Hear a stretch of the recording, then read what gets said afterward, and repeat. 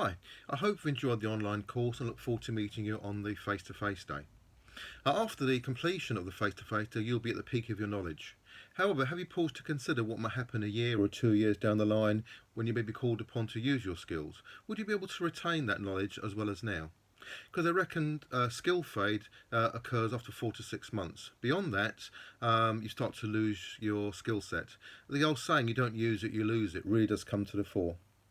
From feedback we received from students in the past, we've now developed an online interim refresher course to help you to maintain those skills. I'd like to explain a bit more about that course to you now. Okay, so the course itself will cost £25 plus VAT. So what do you get for your money? Well, you'll receive 2 years access to all the online materials, including the videos, notes, and the online book, which you can download, either print it off or keep it on your mobile device.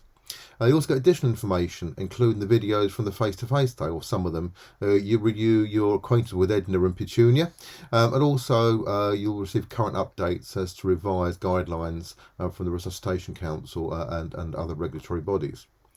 The best way to learn is, in fact, to teach.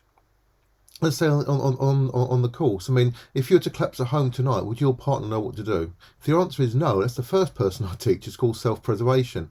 But quite simply, yeah, the best way to learn is to teach. Teach your partners, teach your kids, teach your parents.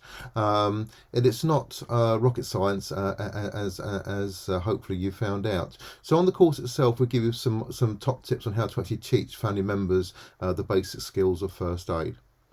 And finally, CPD. Subject to individual professional body guidelines, should be able to claim some CPD.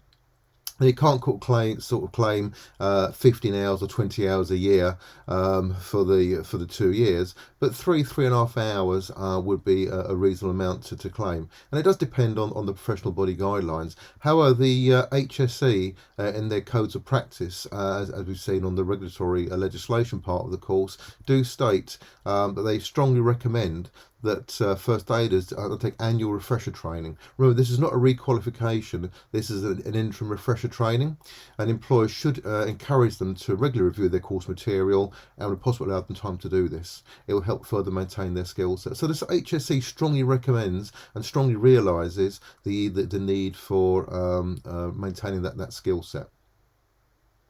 So how do I purchase?